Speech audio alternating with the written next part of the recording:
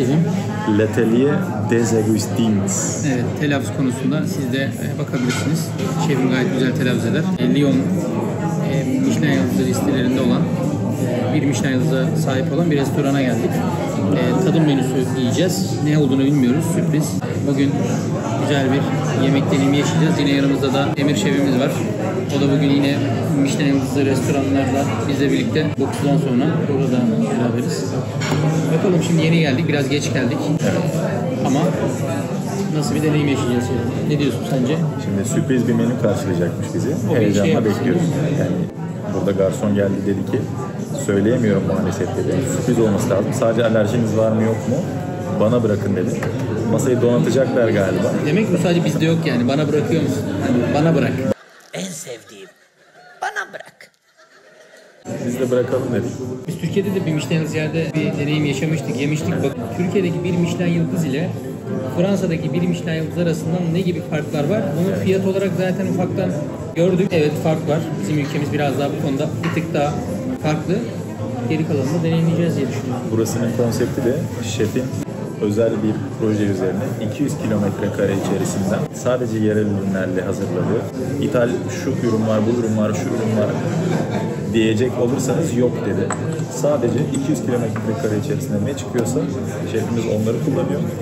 O yüzden sizi biraz şaşırtacağız, sürpriz yapacağız dedi. Şimdi de deneyimimiz başlıyor. İlk porsiyonumuz geldi. Şöyle patlıcan şeklinde bir porselenin içerisinde. Şöyle kapağını açıp bir kokusuna bakıyoruz. Yoğun bir kereviz kokusu var. Zaten kerevizle yapıldığını söyledi. Sonra devam edeceğiz. İkinci olarak şurada küçük bir tartolet var. Az önce bayağı anlattı ama içerisindekileri unuttum şimdi. Üstünde de yonca yaprakları var. Oxalis triangularis. Bir de burada vinegretimiz var. Küçük bir tadımlık yudumluk bize burada aromatik sebzelerden oluşan Buket yapmış yani, küçük bir buket yapmış ve bu vinegreti batırarak yemenizi ve bununla bitirmenizi tavsiye ediyorum dedi. Şimdi başlıyoruz tatmaya. Bu 20.ymiş, o 27. galiba. Detay var. Bu 20.ymiş. Şurada numaraları var hepsinin. Deneyim. Tadı çok iyi. Şöyle söyleyeyim. Worcestershire sos var ya, onun biraz sıcak suyla seyreltilmiş ve biraz kerevizle harmanlanmış bir aroması gibi geldi bana böyle. Şefim, ben bunu da merak ediyorum. Hani insanlara tabii ki tadını anımsatmak için bu benzetmeleri yapıyorum. Böyle güzel bir aroması var zaten. Zengin bir aroması var. İkinci adımı yemeği. Bakalım nasıl. Bu altındaki pirinç krakerleri var ya, birebir aynı lezzet. Böyle akılda kalacak bir tadı yok. Evet, yani böyle şey yiyince böyle şu varmış bu varmış diyebileceğim bir tat değil. En son ağızda yoncanın ekşiliği kaldı. Şimdi bir de ağzımızdaki bu lezzetleri silebilmek adına şöyle vinagrete bandırın dedi. Küçük bir mandalla tutturmuş buraya. Şöyle güzel görsel yaratabilmek adına. Burada benim gördüğüm dereotu var. Tarhun var. Ondan sonra yabani roka, kuzu kulağına benzeyen bir ot var. Bakalım. Bu güzel işte. Çok aromatik. İçinde bayağı bir baharat var. Ayrı ayrı baharatları da alıyorsun zaten. Fesleğen tadı geliyor.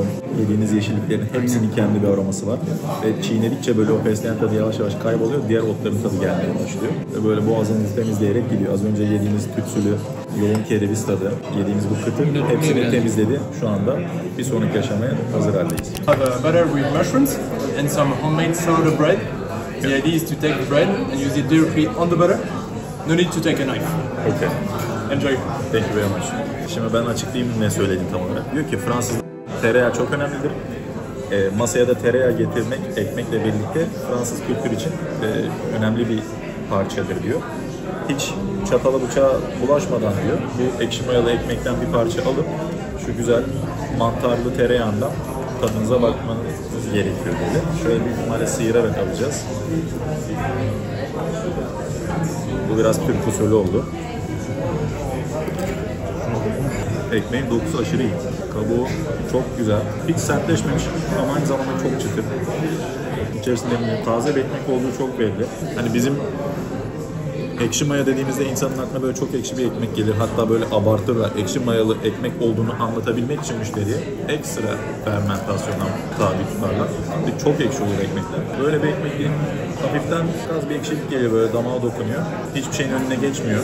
Ve bu mantar aranjmanıyla da çok güzel olmuş. Tozu var, jeli var, mantarın kendisi de var burada. Çok lezzetli. Ekmek çok güzel, yağ da çok güzel. Ama böyle bir tat yok. Yine gidiyoruz. Böyle gidiyoruz. Yani süzüle gidiyoruz şu an. Bir anda böyle, yani burada mesela bir trüf olsaydı, tam anlamda yoğun bir trüf tadı, bir aromatik bir trüf yağı gibi bir yağ, o zaman bir anda böyle yapabilirdi, set durabilirdi. Buna gerek de yok. Şef zaten uzun süreli bir tadım planladığı için ilk başta o aromaları bence ilk baştan vermek istemiyor tahminimce. Çünkü biz bugün ne demiştik? Birkaç videomuzda da belirttik bu. Her zaman hafiften başlayıp daha yoğun aromalara gitmek daha mantıklı. Çünkü damağı ilk başta yoğurduğunuz zaman çok yoğun ürünlerle bu sefer hafif olan şeylerin tadını algılayamıyorsunuz. O yüzden bence şu an gayet güzel gidiyor. Codfish, tütsülenmiş morina balığı. Şef burada bir tane marulun 4'e bölerek hazırladı. Bir çeyrek var burada. Dedi ki ilk önce dibinden başlamanızı istiyorum dedi. Daha sulu, daha tatlı olan kısmı. Uçlara doğru ilerlediğiniz zaman daha da acılaşıyor, bitterleşiyor. Aynı hayatın ta kendisi gibi. Onu söylemedi. Onu ben ekliyorum şimdi. Hep tatlı başlayıp sonra acı ilerliyor. Kesiyorum şefim. Şimdi salatanın üstüne de güzel bir sos koydular köpük formunda ve içerisinde de alabalık havyarı var. Nice. Güzel bir emisyon sos var burada. Yine kerevizin baskın olduğu bir vinegre. Baharat var, evet. Şöyle dipten başlıyoruz. Şefin tavsiyesine uyalım. Güzelce şu altına koyduğu soslarla birlikte. Bir salata ne kadar güzel sunulabilir? Bu kadar güzel sunulabilir. Ben çok beğendim salata. Henüz daha hepsini yememiş olmama rağmen diğer katmanları. Şu sosla şu doku birleştiği zaman çok güzel bir haz veriyor insana. Ya hem taze hem güzel bir sos var, sosun kalitesi belli ediyor kendini. Şu bıçağın da kesiyor olması çok güzel. Bir de birazcık da böyle Sezar salatasının sosuna benzettiğim için böyle ben çok severim. Bunu da anımsattı. Çok asidik, güzel bir sos. Bu çatır çatır yeşilliğin dokusuyla birlikte çok güzel bir ahenk oluşuyor.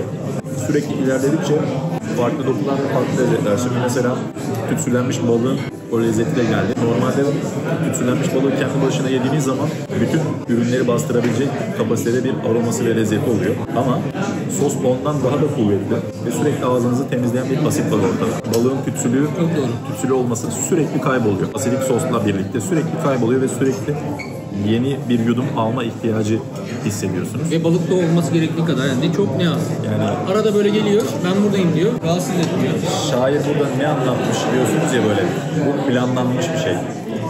Çok güzel planlanmış bir tabak böyle. Sadece burada yeşillik yığını olarak görebilirsiniz bunu ama bu üstünde çok kafa patlatılmış bir ürün bence. Ürver şey de var. Balık yumurtası da gayet güzel. Turn it ready with honey. So for some people, please enjoy. Thank you very much. Evet, biz trüflü olan versiyonu ve trüflü olan versiyonundan da söyledik burada gözükebileceği gibi. Bu savory bir dish dedi, yani tuzlu bir ürün. Şimdi buna kaşıkla dalacağız.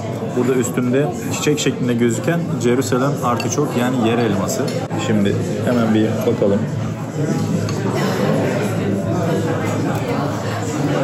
Bu bir tür flan dedi zaten.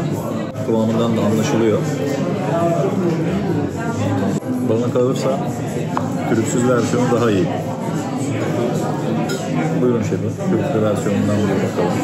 Trüf için ekstra ödememiz gerektiğini söyledi. Tamam dedik, ödeyelim ama bence hem trüfün şu an lezzeti yok, fark ettiysen. Bir de böyle bir şey türü ben böyle biraz daha şey isterim yani. Dilim olan. Tabii canım, almak için tabii şu an. Bence şu an trüf bunun lezzetini aşağı çekmiş, yukarı çıkarması gerekirken. Güzel bir puding, sıcak bir puding kıvamında olarak söyleyebilirim şu an filanın. Fransız keki yani aslında zaten. Evet.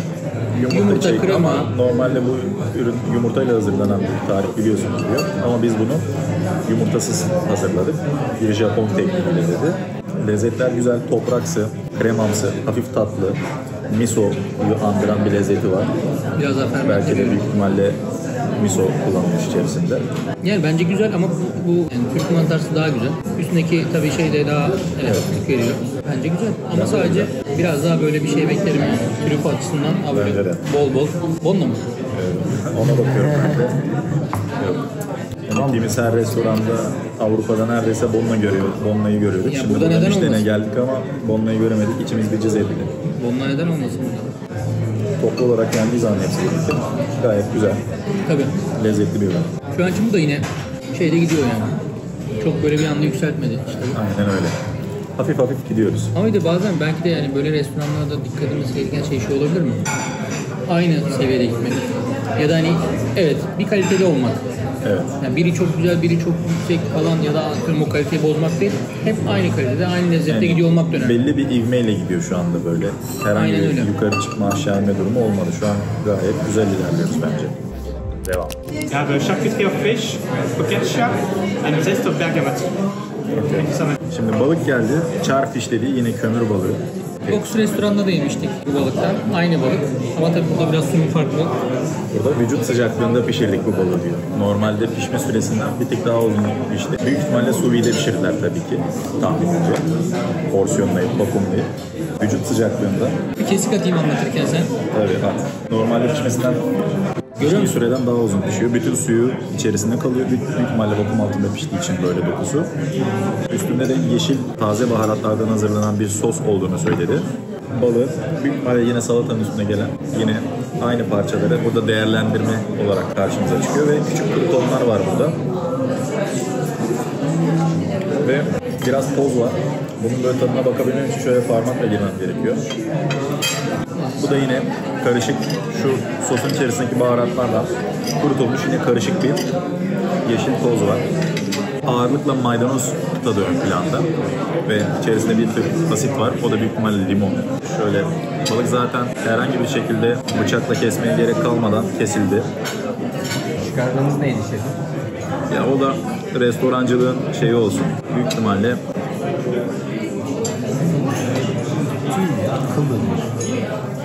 ben göstermeyi tercih etmemiştim ama ilgi çektiğiniz için beyaz bir saç.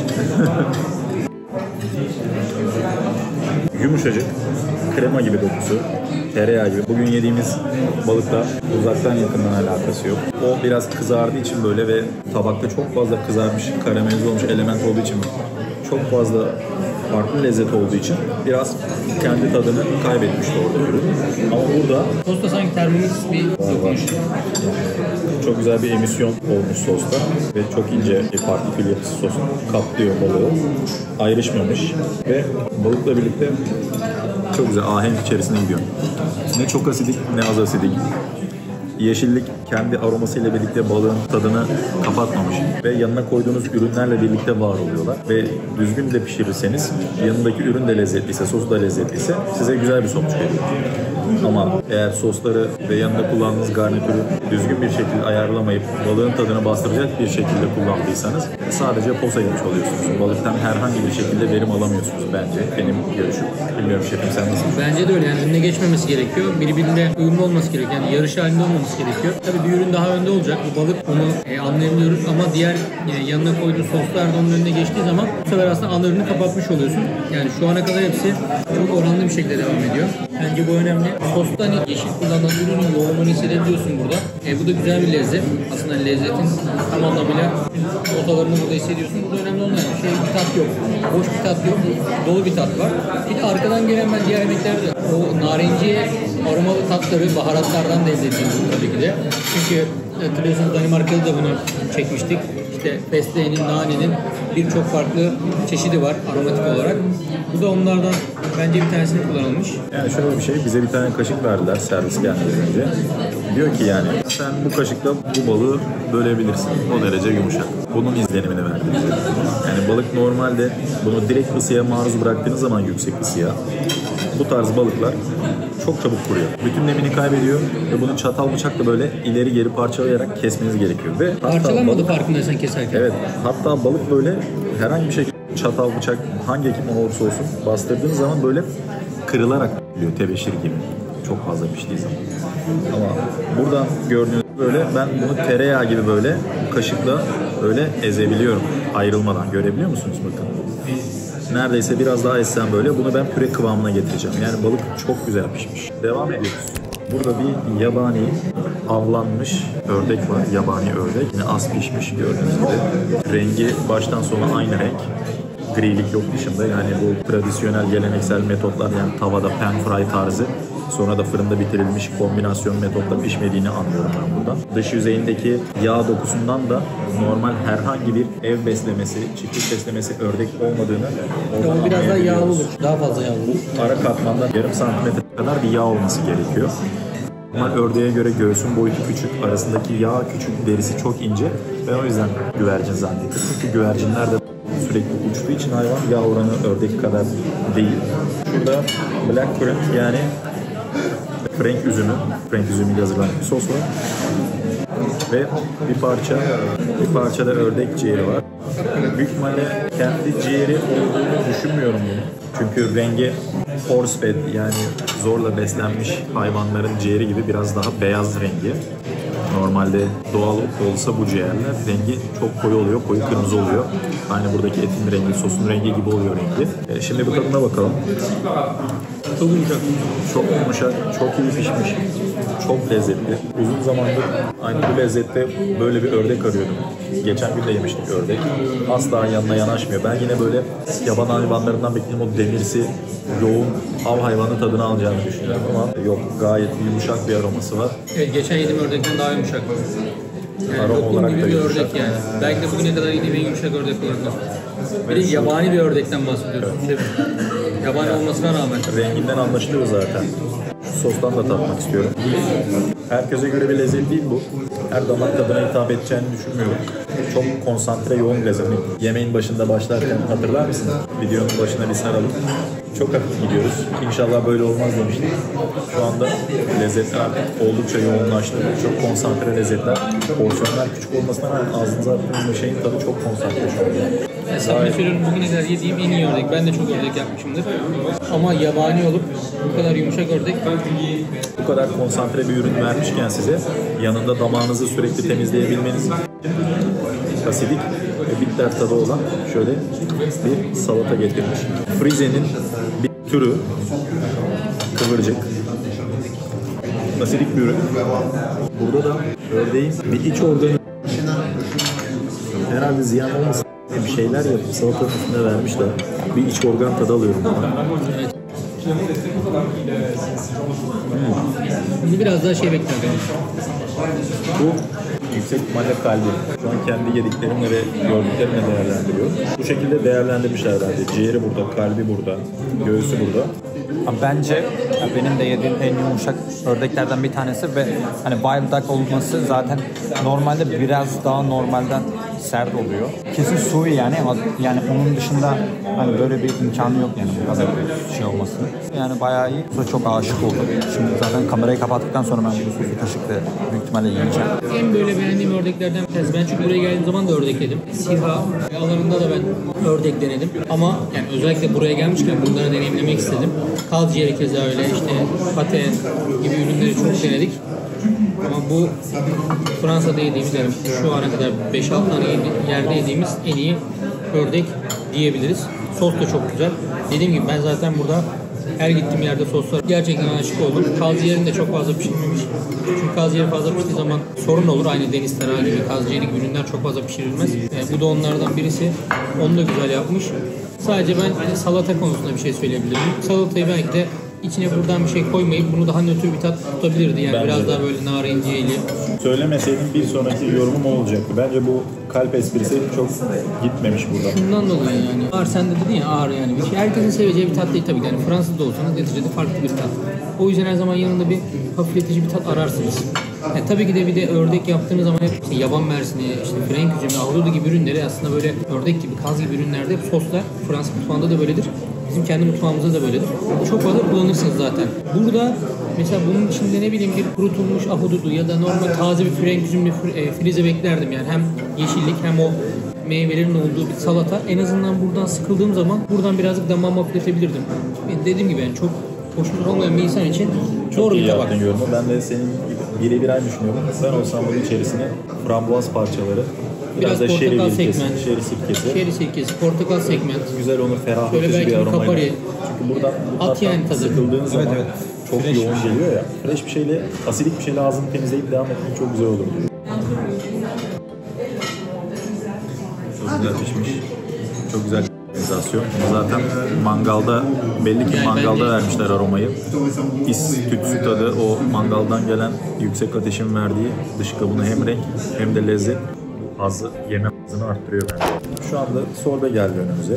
İçerisinde nane, yeşil elmanın olduğu aromatik, damağı temizleyecek bir sorbe.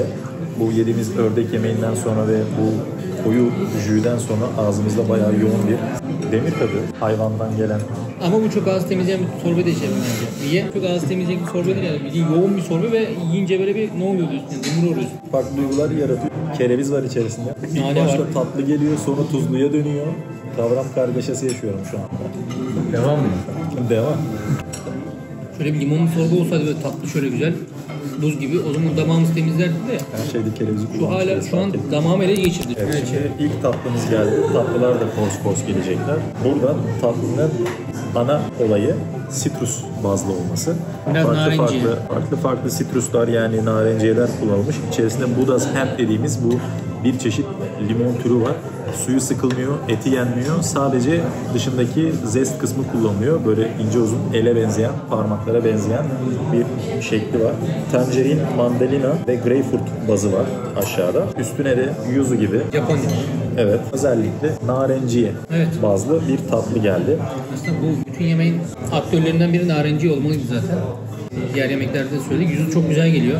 Yüzü birazcık tehlikeli bir üründür. Fazla kullandığınız takdirde bütün yemeği ele geçirir. O yüzden dikkatli kullanmak gerekiyor. Üstünde de saboyon var. Saboyon da yine yumurta bazıyla hazırlanan bir benmari usulü hazırlanan bir köpüksü formda sos. İtalyanlar zabaglione diye bunu servis ederken isim Fransızlar da saboyon diye servis ediyorlar. İkisi sürekli kavga halinde. Bu sos benim, şu sos senin, bu sos benim, bu sos benim diye. Sitruslarla birlikte yumurtanın sarısı, saboyon sos güzel bir denge oluşturmuş ama bir önceki sorbe gibi yine böyle bir sürü farklı doku, bir sürü farklı tat var içerisinde. Bir yandan tuzlu geliyor, bir yandan tatlı Tabii geliyor. kabuğun da olması birazcık şey Evet, bitterlik katmış ve şu an ağzımda çok fazla bitter tat var. öne çıkıyor. O da bir ayrı bir olay. Bir yandan sorbeden giriyorsunuz, ağzınız ferahlıyor. Ama şurada limonun çekirdeğinin içerisine kaçmış olması benim için eksi. Saboyon çok soft. Diğer ürünler çok asidik. Aslında burada iki tane karşılıklı bir savaşı var gibi. O yüzden bana böyle biraz şey geldi. Diğer yemeklerdeki gibi birliktelik gelmedi. Ayrı ayrı sanki iki tatlı yemiş gibiyim şu an. Tamam belki sonradan geldi aslında ayrı ayrı iki tatlı ama ben tek tabakta değerlendiriyorum. O yüzden bu da birazcık farklı bir tat. Ama hala şaşırıyoruz. Şefim direkt dağılırdım. Öyle bir attım. Tatlının ismi sütmüş. Hemen atıyorum ki hızlı olalım diye. Yoğurtla hazırlanan bir kraker var dedi. Şöyle süt üstüne süt üstüne süt üstüne süt dedi. En altta da crumble dedi. Şöyle ara katmanlar. Ve condensation, konsantre edilmiş, karamelize edilmiş bir süt reçeli. Patlamış mısır gibi bir tat geliyor bir yerden. Altta kıtır da güzel. Yumurta da kokmuyor. Beze ama ekşi bir beze. Yoğurtlu bir beze. Net yumurta akıyla yapılmış. Bence çok güzel. Şurada mısırlar da var. Bakın şurada. Anadolu mutfağından minik kavurga var gördük mü? Mısırlar da var. Süt. Mesela çok hafif. Yumurta kokusu yok. Yani yumurta kokusu. Ben çok sevmiyorum bu tarz şeyleri. Ama hiç yumurta kokmuyor. Gayet hafif. Bence yani güzel bir bitiriş. Güzel de bir tatlı. Şu an devam ediyor ama bence bir şey daha gelecek. Biz çay söyledik. Evet, kahve, ben nane bu saatten çayı istedim. sonra kahve içmek istemedim. Evet, ondan sonra uyumuyor. Gerektiği için. Bravo. Hemen çayın yanında candied corn yani şekerleme, mısır şekerlemesi. Üstünde hardal var dedi. Hardal Yine bir tohumları. şaşırtıcı bir şey var. Burada tart tatenin yorumlanmış bir versiyonu var dedi. Altta yine böyle kıtır bir tart hamuru. Üstünde yine jel içerisinde elma parçacıkları tart tateni yorumlamışlar. Burada da bir lollipop ama bu lollipopun içerisinde de biraz anlaşamadık dil bariyerinden dolayı. Sonra da öğrendik ki bu ayva. Ayva. Ve içerisinde bir miktar sirke varmış. Sirke ve ayva ile bir lollipop sorbe tarzı bir ürün hazırlamışlar. Şimdi deneyelim bakalım. Evet şef. Devam edelim. Güzel. Hardal biraz korkutucuydu ama. Acı biber reçeli gibi bir şey var burada. Vurdu böyle. Tartaten yorumlanmış. Şöyle yiyelim mi ya? Normal bir şekilde yiyoruz. Baklava yufkası. Tamamen baklava hamurunun şeyinin tadını alıyorsun, çıtırını. İşte onu dedim. Direkt baklavaymış gibi hissettim kendimi. Tartateni bırak. İstanbul'a gittik geldik. Yarın bir daha gidiyoruz. Sirke bence biraz ağır olmuş. Aslında son bitiriş bunu yaptık ama toparlayalım. Yine olarak güzel bir Genel olarak güzel bir deneyim yaşadık. Şaşırdık mı? Ara ara şaşırdık. Bence güzeldi. Bence de güzel bir deneyim. Bence bir Michelin yıldızı gerçekten hak ediyor. Bizim ülkemizde de bir Michelin yıldızı yerde bir yemek yemiş olan şef olarak yani bence aynı değil. Evet. Burası bir tık daha farklı. Evet, bu gezimizde farklı mekanlar deneyip size ucuz, orta, pahalı her bütçeye göre ve her tarza göre bir şeyler denemeye çalıştık. Bugün de Michelin yıldızındaydık. Biraz hani yemek yeme alışkanlıklarının biraz üstünde kapatalım istedik. Normalde gidip her gün yaşadığınız bir deneyim değil bu. Ama baştan sona bu serimizi izlerseniz bundan bahsettik. Güzel bir kapanış yapıyoruz bence. Bence de. Eğer bu tarz içeriklerin gelmesini istiyorsanız, devamlı gelmesini istiyorsanız lütfen bize yorumlarda ve beğeni olarak belirtirseniz biz de bunu beğendiğinizi düşünüp üretmeye, kendi içeriklerimizi, deneyimlerimizi size aktarmaya devam edeceğiz. Teşekkür ediyoruz. Takipte kalın. Takipte kalın.